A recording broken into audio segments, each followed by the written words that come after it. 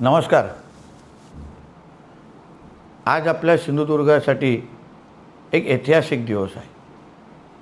सोनाऱ्या अक्षरेमध्ये लिहून ठेवणारा दिवस आहे। आदरणीय राणे साहेबांनी आपल्या सिंधुदुर्ग जिल्ह्याला पर्यटन जिल्हा म्हणून ओळख दिली।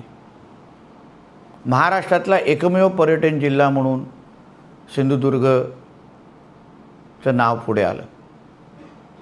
उद्दिष्ट एवढंच होता की जिल्ह्यामध्ये पर्यटनाच्या माध्यमातून रोजगार निर्मिती व्हावी, तरुण तरुणीच्या दोन हाताला काम मिळावं, आपली उलाढाल वाढावी, आपले दरडोई उत्पन्न वाढावं आणि पर्यटनाच्या नकाशावर सिंधुदुर्गचं नाव जगाच्या पाठीवर घेण्यात यावं।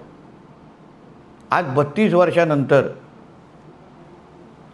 आदरणीय मुख्यमंत्री देवेंद्र फडणवीसजींच्या उपस्थितीत आणि दोन्ही उपमुख्यमंत्री आणि पूर्ण मंत्रिमंडळाच्या उपस्थितीत MTDC, ताज हॉटेल आणि स्थानिक संघ यांच्यामध्ये त्रिपक्षीय करार झाला।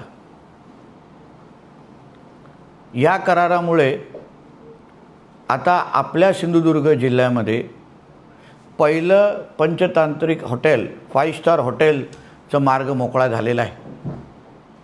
या 5 स्टार हॉटेलमुळे आपल्या जिल्ह्याच्या दरडोई उत्पन्नामध्ये, स्थानिक बाजारपेठामध्ये आणि तरुण तरुणींना दर्जेदार नोकऱ्या मिळण्यासाठी मार्ग मोकळा झालेला आहे। आता आपल्या जिल्ह्यामध्ये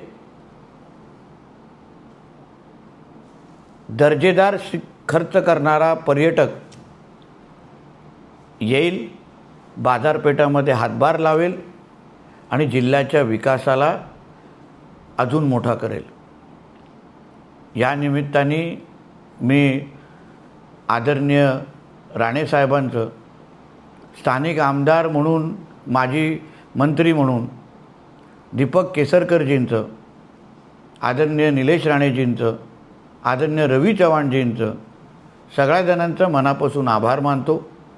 त्याचबरोबर आमच्या जिल्हाधिकारी मॅडम असो, त्यांची पूर्ण महसूलची टीम असो, MTDCचे सगळे ज्येष्ठ अधिकारी असो, त्याचबरोबर पर्यटन मंत्री आदरणीय शंभूराजे देसाईजी असो आणि सर्वात महत्त्वाचं म्हणजे स्थानिक जे संघ आहे, नागरिकांचा जो संघ आहे, त्यांनी जे अतिशय सकारात्मक भूमिका घेतली, जे सहकार्य केलं, त्यामुळे आज आपल्या जिल्ह्यासाठी विकासाचे दरवाजे उघडे झालेले आहेत। यापुढे आमच्या तरुण तरुणींना रिव्हर्स मायग्रेशनच्या निमित्ताने परत एकदा आमच्या सिंधुदुर्ग जिल्ह्यामध्ये येण्यासाठी त्यांचे दारं मोकळे झालेली आहेत।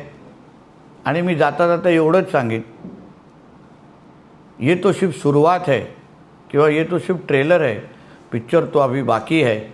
अजून खूप असेच पर्यटनाच्या दृष्टिकोनातून रोजगार निर्मिती करण्याचे प्रकल्प आमच्या सिंधुदुर्गाच्या उंबरठ्यावर उभे आहेत।